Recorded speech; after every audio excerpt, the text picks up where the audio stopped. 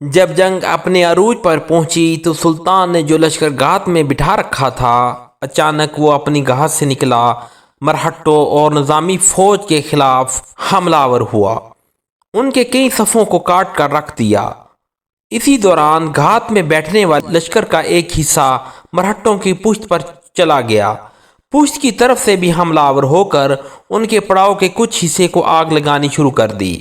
اب مرہٹوں نے جب یہ دیکھا کہ ان کی پشت کی طرف بھی آگ ہے اور سامنے کی طرف سے ٹیپو سلطان کی توپیں بھی ان پر آگ برسا رہی ہیں تو وہ حواس باختہ ہو گئی۔ اس جنگ میں ٹیپو سلطان کے مقابلہ میں مرہٹوں اور نظام دکن کے لشکر کو بدترین شکست فاش ہوئی اور وہ شکست اٹھا کر بھاگ کھڑے ہوئے۔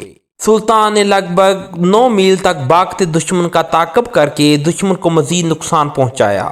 مرہٹوں اور نظام دکن کے لشکر کو کرتے ہوئے ان کی تعداد کم ہو کر رہ گئی۔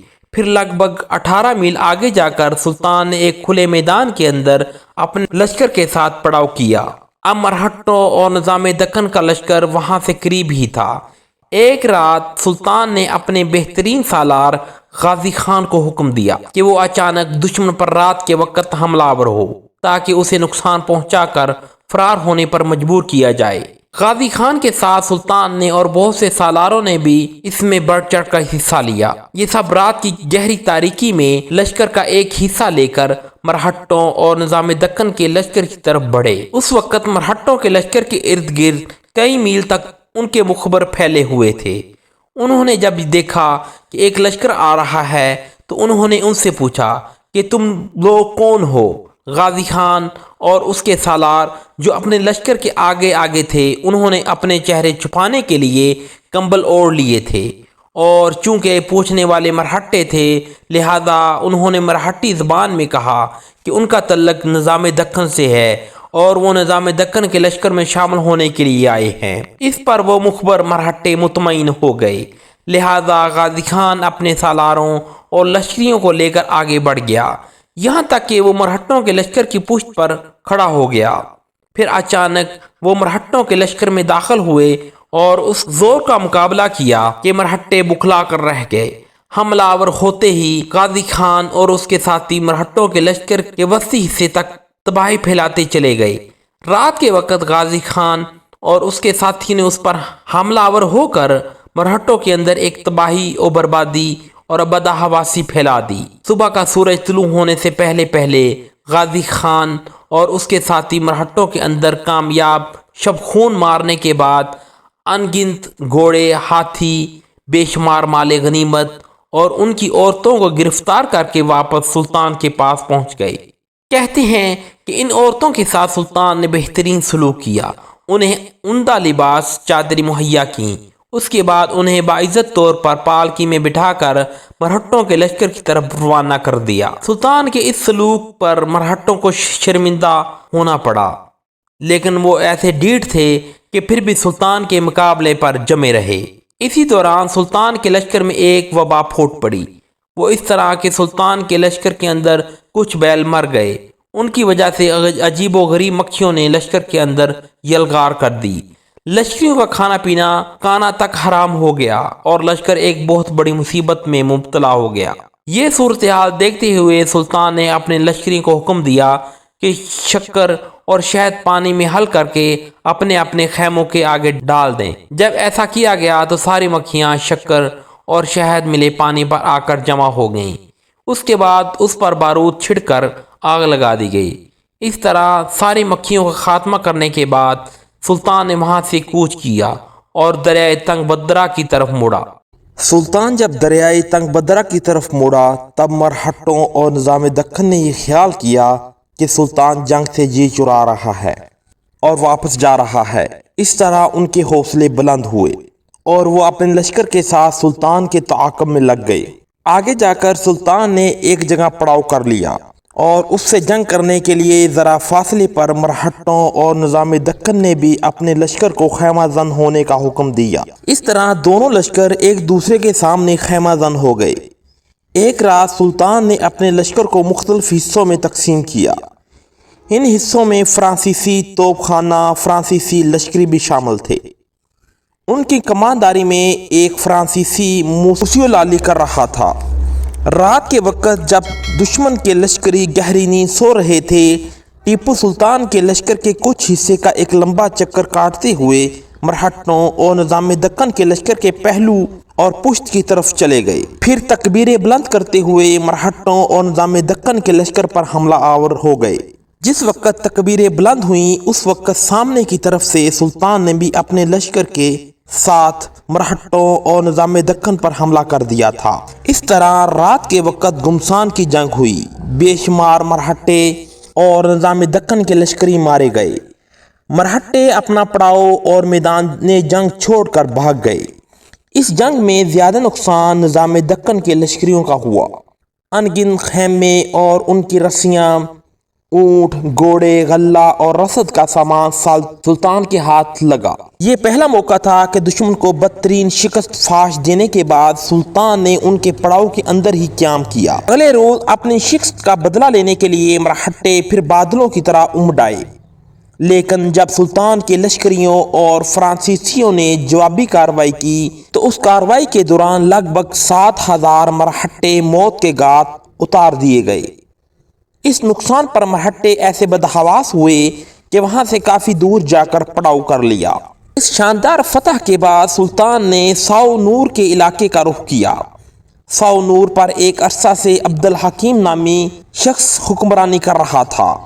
اس نے سلطان ٹیپو کے باپ حیدر علی خان سے رشتہ ناتا کر کے ایک طرف سے حیدر علی کے ساتھ تعلقات بہتر کر لیے تھے، لیکن جب حیدر علی فوت ہو گیا اور اس کے بعد ٹیپو سلطان تخت نشین ہوا تو اس کی تخت نشینی کو عبد الحکیم نے پسند نہیں کیا۔ جہاں دوسرے سارے حکمرانوں نے تخت نشینی پر ٹیپو سلطان کو مبارکباد دی، وہاں عبد الحکیم بالکل خاموش رہا۔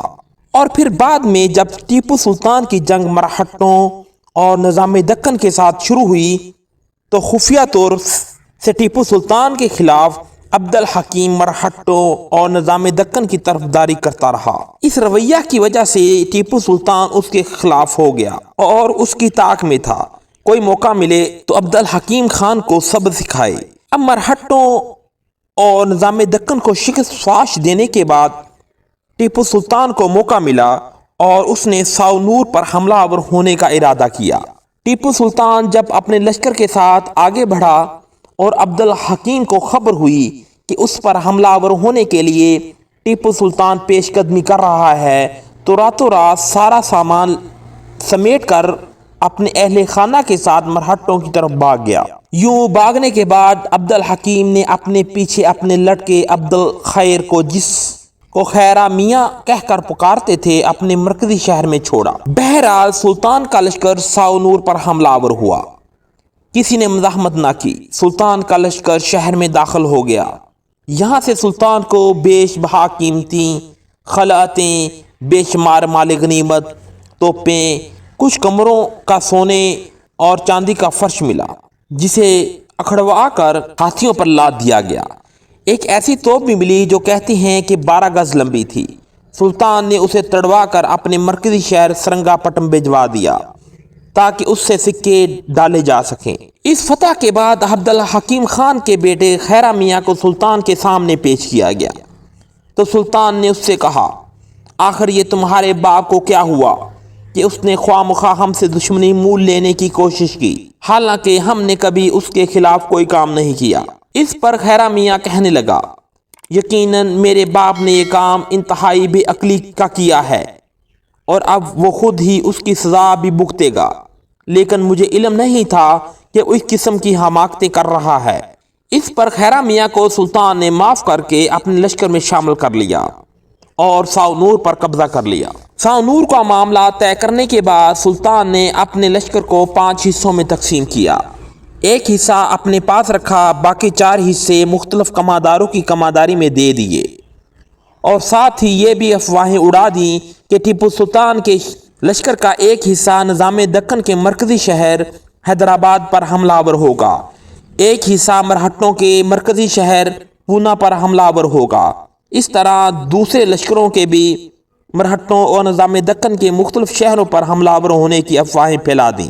جب یہ خبریں مرہٹوں اور نظام دکن کے لشکر میں پہنچیں تو وہ بڑے پریشان اور ہراساں ہوئے۔ ان کی سمجھ میں کچھ نہیں آ رہا تھا سلطان اور ان کے خلاف کیا کارروائی کرنا چاہتا ہے۔ اس طرح آنے والی شب کو سلطان کے مختلف سالاروں نے اپنے اپنے حصوں کے ساتھ نظام دکن اور مرہٹوں پر ایسا حملہ کیا کہ ان کے چھکے چھڑا دیے اور نہ تلافی نقصان پہنچایا۔ اس دوران ٹیپو سلطان کی لشکریوں کو کافی سامان، غلہ اور زر و جواہرات ہاتھ لگے، نقدی بھی بے شمار ملی، اور یہ سارا سامان سمیٹ کر سلطان کے لشکر کے مختلف حصے واپس اپنے پڑاؤ میں آ گئے تھے۔ سلطان کے ان حملوں نے مرہٹوں اور نظام دکن کو حیران و پریشان کر دیا تھا۔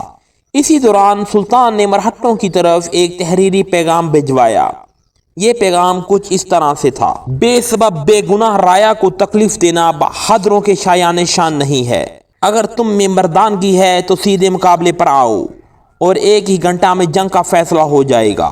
میری بہادر لشکریوں کا ارادہ ہے ایک دن جم کر دونوں لشکر مقابلہ کر کے اس قصے کا فیصلہ کر دیا جائے تاکہ فن سپاہ گری کے حوصلے پورے ہو جائیں۔ سلطان کے اس پیغام پر مرہٹوں اور نظام دکن نے خاموشی اختیار کر لی، لیکن ان کے کچھ سالاروں نے اپنے اپنے خیالات کے مطابق سمجھایا کہ اس طرح خاموشی اختیار کرنا انتہائی بزدلی کا معاملہ ہے۔ جب ٹیپو سلطان ہمیں جنگ کے لیے للکار رہا ہے تو کم از کم ہمیں جواب تو دینا چاہیے۔ اس پر مرہٹے اور نظام دکن کا لشکر سلطان سے ٹکرانے کا عزم کر بیٹھا۔ آخر مرہٹے اور نظام دکن کا لشکر اس بات پر راضی ہو گئے کہ دونوں لشکر صرف تلوار اور خنجر کی جنگ کریں گے، توپ خانہ استعمال نہ کیا جائے۔ اس پر سلطان نے بھی رضامندی ظاہر کر دی۔ آخر دونوں لشکر ایک دوسرے سے ٹکرا گئے۔ دوپہر تک گمسان کا رن پڑا، تلواروں کی جھنکار سے میدان گونجتا رہا۔ بہادروں نے تلوار اور خنجر استعمال کیے، دونوں طرف کے لشکری ایک دوسرے پر غالب آنے کی کوشش کرتے رہے۔ ٹیپو سلطان کے لشکریوں نے مرہٹوں اور نظام دکن کے لشکریوں کو قتل کر کے ڈھیر لگانے شروع کر دیے تھے۔ مرہٹوں اور نظام دکن کے لشکریوں نے جب دیکھا کہ ٹیپو سلطان کا لشکر ان پر غالب آنے والا ہے تو انہوں نے ایک دم 80,000 کا ایک لشکر تیار کیا اور اسے توپ خانہ سے لیس کر کے ارادہ کیا کہ توپوں سے سلطان کے لشکر پر گولہ باری شروع کر دی جائے۔ یہ وعدہ خلافی تھی، اس لیے کہ یہ فیصلہ ہوا تھا کہ صرف تلوار اور خنجر سے ہی جنگ ہوگی۔ سلطان نے جب دیکھا کہ دشمن توپ خانہ کو بھی جنگ میں جھونکنا چاہتا ہے تو سلطان نے بھی فی الفور اپنے لشکریوں کو ایسا ہی حکم دیا۔ دونوں جانب سے توپیں گولے برسانے شروع ہو گئے، لشکری ایک دوسرے پر چڑھ دوڑے۔ ایک بار پھر گمسان کی جنگ ہوئی، لیکن شام سے پہلے مرہٹوں اور نظام دکن کے لشکر کو سلطان ٹیپو کے ہاتھوں بدترین شکست فاش کا سامنا کرنا پڑا اور وہ میدان جنگ چھوڑ کر بھاگ گئے۔ سلطان نے لگ بھگ 1.5 میل بھاگتے دشمن کا تعاقب کر کے اسے بے پناہ نقصان پہنچایا۔ اس کے بعد سلطان نے اپنے لشکر کے ساتھ شہر سے 18 کلومیٹر دور اپنے لشکر کے ساتھ پڑاؤ کر لیا۔ مرہٹوں کے کچھ سردار بار بار سلطان کے ہاتھوں شکست فاش سے تنگ آ چکے تھے اور وہ جنگ نہیں کرنا چاہتے تھے، لہذا اندر ہی اندر خفیہ طور پر انہوں نے ٹیپو سلطان سے رابطہ قائم کر لیا اور اپنے لشکر کی خبریں وہ سلطان تک پہنچانے لگے۔ ایسا ہونے کے بعد سلطان نے اپنے لشکر کے 4 بڑے بڑے حصوں کو دشمن پر شب خون مارنے کا حکم دیا۔ مرہٹوں کے جو سالار سلطان سے خفیہ طور پر ملے ہوئے تھے انہوں نے سلطان کے لشکریوں کا راستہ نہیں روکا